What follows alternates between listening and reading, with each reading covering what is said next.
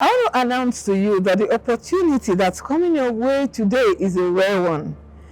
It's a privilege and an honor for the first time in the history of Against All Odds that we would have a highly esteemed zonal pastor sit on set twice. Yes, we've had the pastor of the places we visited, zonal pastor, group pastor, sit on set with us, but not twice. And Pastor said something about when certain things are said to you twice in the scriptures, repeated twice, it means you ought to pay very close attention to it. And so for today's show, you must pay a price. And the price is your full attention. Don't miss anything as this episode of Against All Odds comes to you.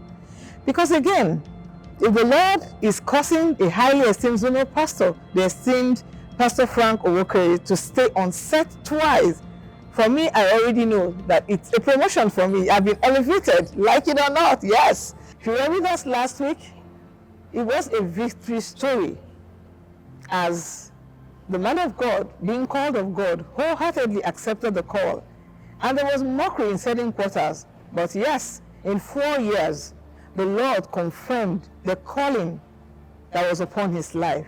No doubt, a man of God, in every ramification of it, producing results for God, bringing forth champions that are also doing exploits in the kingdom of God.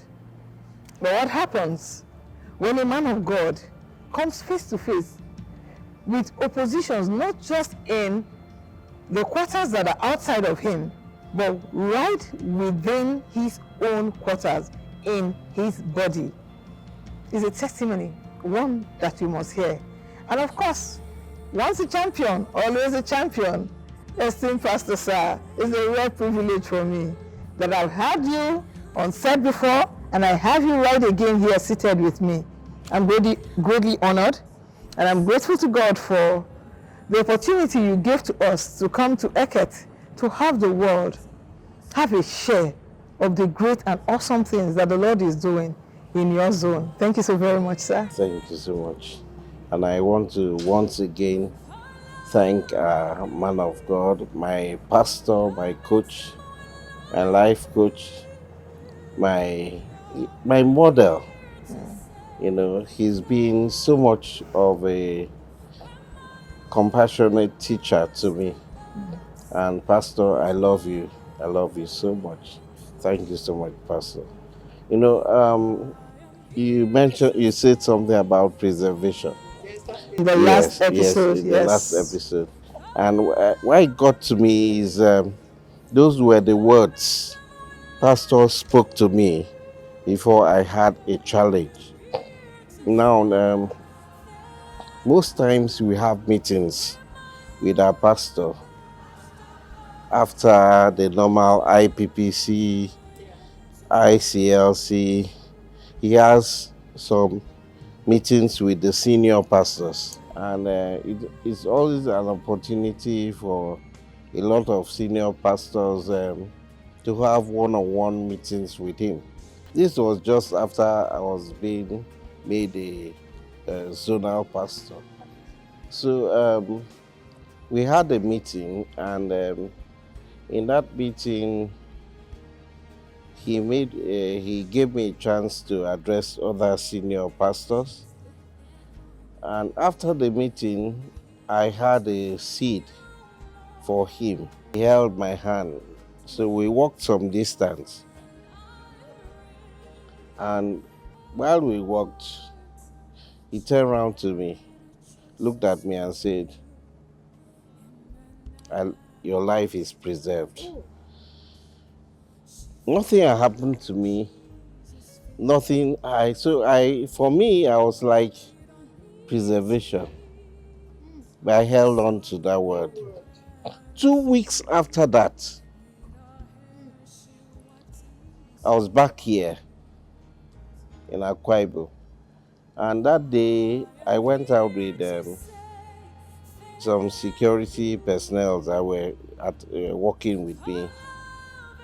And I stopped at my tailor's place.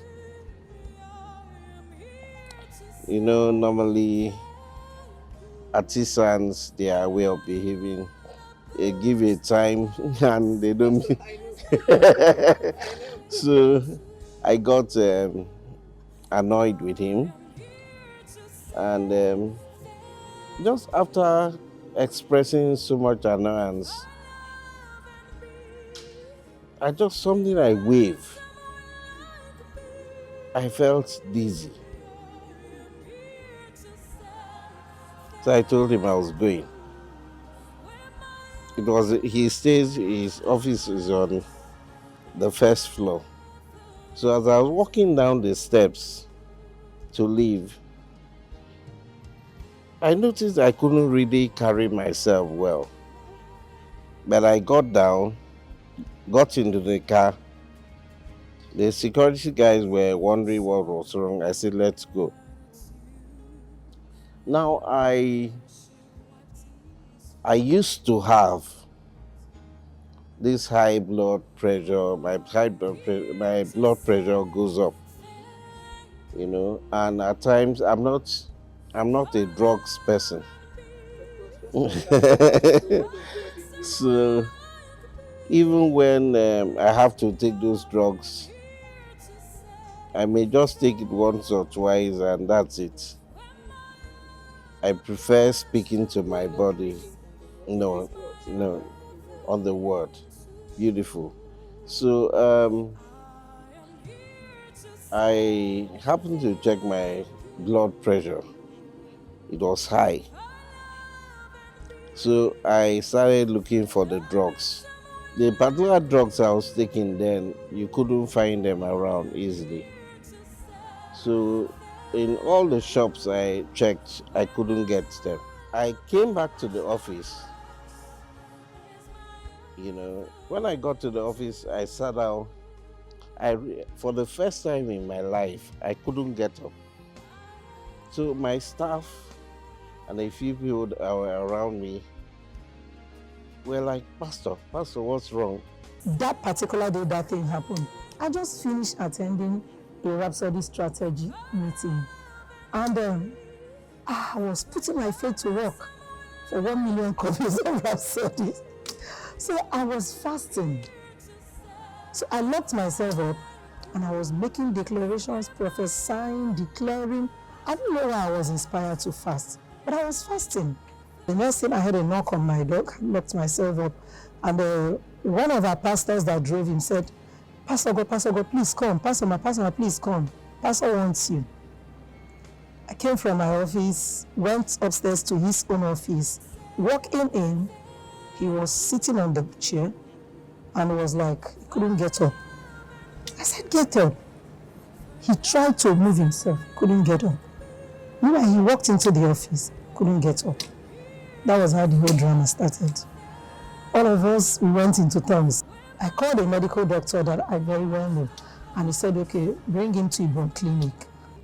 On my way, I just saw there was a chemist I saw that, or a pharmacy I saw that is quite good.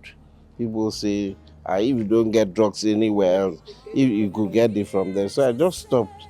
I said, let's check this drug here. When they went, they saw it. So I just bought it and I got to the hospital. So I got there. They started checking my vitals. I wanted to go east myself. I couldn't move. Because they gave me a bed to relax on. I tried moving my hands. I couldn't. Wow. I tried the other hand. I couldn't. I couldn't stand up from the bed. By this time, my face started twisting. My mouth, I started dripping saliva. Then in about 4 hours' time, I was bedridden. They had to admit me.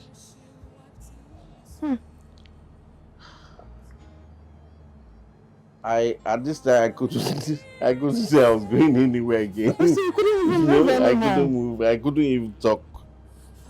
it, so much, just everything just happened all of a sudden in just about 4 hours. I couldn't move any part of my body. So they wheeled me to a room. My wife was making some calls, called evangelist, called Reverend Ray. I couldn't take my bath myself. I couldn't get up. They had to clean me on the bed. My face was twisted. I couldn't talk. And that was it. I ended up spending about 2 weeks in the hospital. So let me hold you right here on this thought. I'm sure as you're watching this testimony, this is a man of God with the calling of God upon his life. If you're consistent with the show, I tell you all the time that our dear man of God talks to us about anticipating evil. Unplanned, the evil day can come. But then the word has gone forth.